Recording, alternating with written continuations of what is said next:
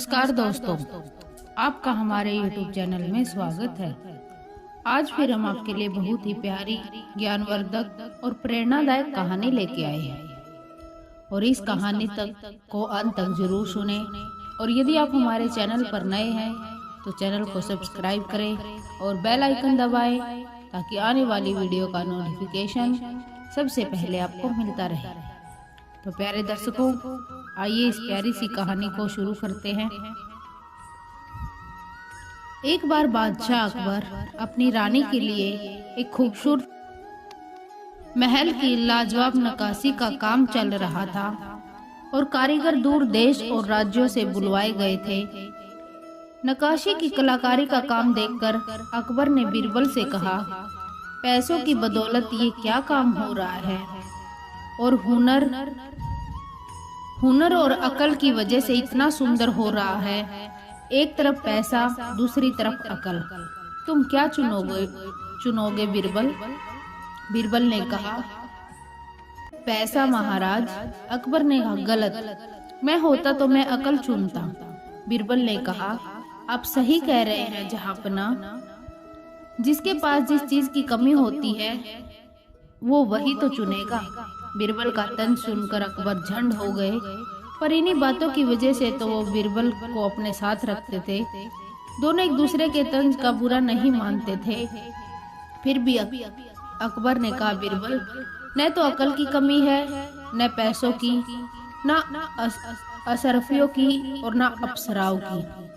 कभी कभी तो हमें ये लगता है कि जब हम मरने के बाद स्वर्ग जाएंगे तो वहां भी कुछ नया मिलेगा या यही सब देखकर बोर होना पड़ेगा। बीरबल ने कहा, महाराज, आपको ऐसा क्यों लगता है कि आप स्वर्ग ही जाएंगे?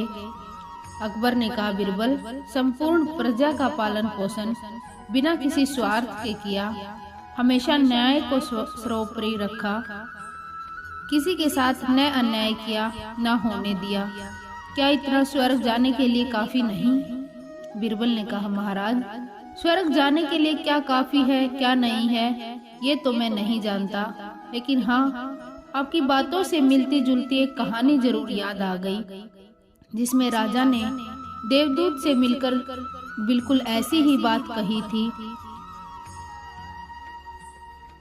अच्छा, फिर देवदूत का क्या उत्तर था? अकबर ने पूछा। महाराज, बहुत लाजवाब कहानी है, कभी वक्त होगा और आपकी आज्ञा होगी तो जरूर सुनाऊंगा।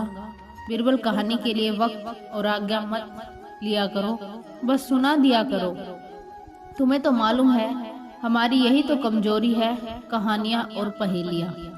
बीरबल ने हंसते हुए कहा, ठीक है महाराज, तो सुनिए। एक बार मरने के बाद स्वर्ग के द्वार पर 4 व्यक्ति खड़े थे। इन 4 व्यक्तियों में एक राजा था, दूसरा व्यापारी था, तीसरा एक पंडित था और चौथा एक मजदूर था। किसी को भी नहीं पता था कि कौन स्वर्ग के अंदर प्रवेश कर पाएगा और कौन वहीं से वापस लौटा दिया जाएगा। जब स्वर्ग का दरवाजा खुलने की राह देख रहे थे, सब स्वर्ग का दरवाजा खुलने की राह देख रहे थे और आपस में बातें कर रहे थे।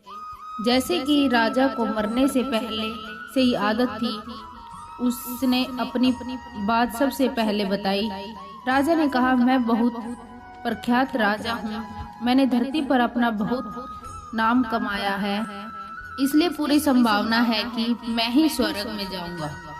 फिर व्यापारी ने अपनी बात सामने रखी। वह बोला, मैंने धरती पर खूब धन कमाया और उस धन से मैंने सैकड़ों लोगों की मदद की, इसलिए मैं ही स्वर्ग का हकदार हूँ।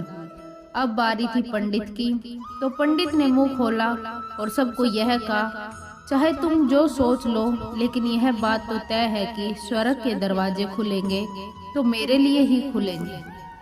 सब जानते हैं कि पंडित दिन रात भगवान को याद करते हैं, इसलिए स्वाभाविक है कि स्वर्ग में पंडित का स्वागत किया जाए। जब सब ने अपना अपना पक्ष रख दिया, तब सबकी नजर उस मजदूर पर थी जो चुपचाप गुमसुम अपनी नजरें नीचे झुकाए बिना कुछ बोले वहीं पर खड़ा रहा। स्वर्ग का दरवाजा खुला और वहां पर एक देवदूत आकर खड़ा हो गया। देवदूत के हाथों में एक पुस्तक थी जिसमें इन सभी के कर्मों के बारे में लिखा हुआ था। देवदूत ने सबसे पहले व्यापारी से पूछा, तुम्हारे अच्छे कर्म क्या हैं? तब व्यापारी ने उसे कहा, मैंने सैकड़ों लोगों को खाना खिलाया है, कई आश्रमों में दान किया है, कई निराश्रित लोगों के लिए घर बनाकर दिया है।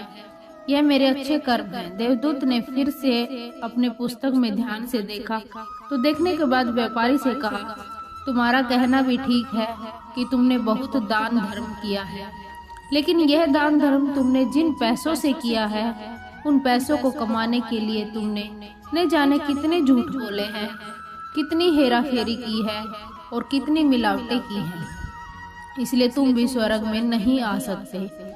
जब पंडित से यही सवाल किया गया तो पंडित ने बड़े ही आत्मविश्वास के साथ कहा, मैंने अनगिनत लोगों को ज्ञान दिया है, हजारों यज्ञ और पूजाएं की हैं और दिन रात भगवान का जाप किया है। मेरे मुख से असंख्य बार भगवान का नाम निकला है, इससे अच्छे कर्म और क्या ही हो सकते हैं।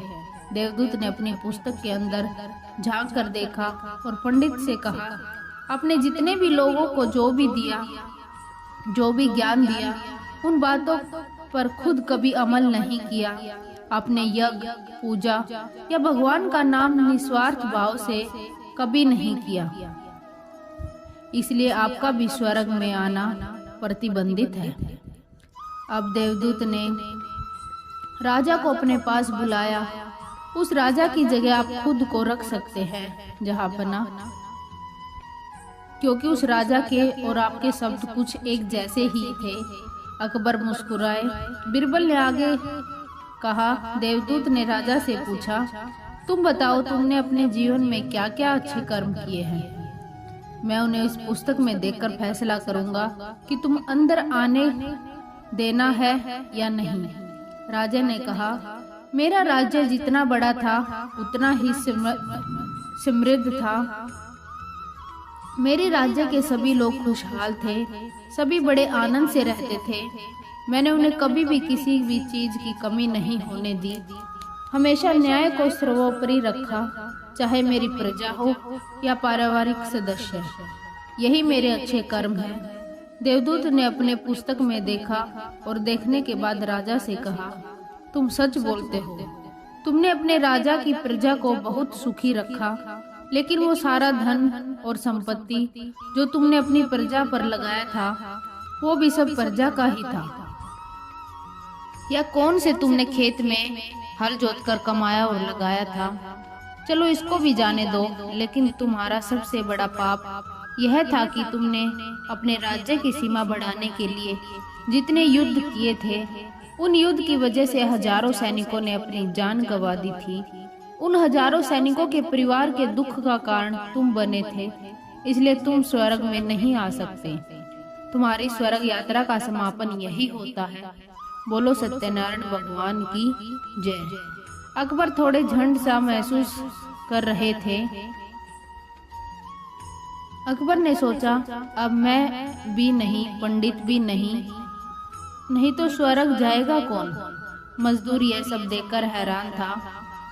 वह अब तक इन्हें जिन महान समझता आ रहा था, उनकी व्याख्या स्वर्ग के दरवाजे पर आकर बदल गई थी। धरती पर जिन कर्मों को अच्छा समझा जाता है, उनका यहाँ पर कोई मूल्य नहीं था। यमदूत ने जब इस मजदूर को अपने पास बुलाया और इससे पहले कि वह उसके अच्छे कर्मों के बारे में पूछता, मजदूर बोल पड़ा, प्रभु मैं जानता हूँ कि मैं भी स्वर्ग में जाने के लायक नहीं हूँ, लेकिन मैं फिर भी एक बार बाहर से ही स्वर्ग को झांक कर देखना चाहता हूँ। बस इससे ज्यादा मेरी कोई इच्छा नहीं है, क्योंकि ऐसी इच्छा पालने के लिए मैंने जीवन में कुछ भी नहीं किया है। मैं पूरा दिन मेहनत करता और जो भी पैसा कमाता उन्हें अपने परिवार के पालन पोषण में खर्च कर देता, इसलिए दान धर्म के लिए कुछ बचता ही नहीं। लोगों की भला मैं क्या सेवा करता, क्योंकि काम के बाद जो थोड़ा सा समय मिलता उसको अपने ही बूढ़े माँ बाप की सेवा में बिता देता। और यह सब करने के बाद मैं कभी कभी मंदिर भी चला जाता और भगवान से जैसा भी मुझे मिला है उस जीवन के लिए धन्यवाद कहता हूँ। देवदूत ने अपनी पुस्तक में बड़े ध्यान से देखा और थोड़ी देर देखते ही रहा। फिर उसे मजदूर से पूछा कि तुम याद करके बताओ, तुमने कभी कोई अच्छा काम किया होगा। मजदूर ने थोड़ी देर सोचने के बाद बोला, हाँ, मुझे थोड़ा थोड़ा याद है। एक बार मैं बहुत भूखा था और मैं खाना ही खाने बैठा था कि एक बहुत ही कमजोर कुत्ता जो ठीक से चल भी नहीं पा रहा था, वह मेरे पास आ गया और मेरे खाने को देखने लगा। तब मैंने अपनी रोटी उसे खिला दी और उस दिन भी मैं खुद भूखा सोया था। मजदूर की बातें सुनने के बाद देवदूत मुस्कुराया और बोला, निस्वार्थ भाव से किसी ऐसी जीवात्मा पर दया दिखाना तो बदले में तुम्हें कुछ नहीं दे सकता, और उस वजह से खुद भूखे रहना, पीड़ा सहन करना निसंदेह स्वर्ग में जाने योग्य होता है। ऐसा कार्य करने वाला मनुष्य फरिश्ता तुल्य होता है। ऐसा कहकर देवदूत मजदूर को सम्मान सहित स्वर्ग में ले गए।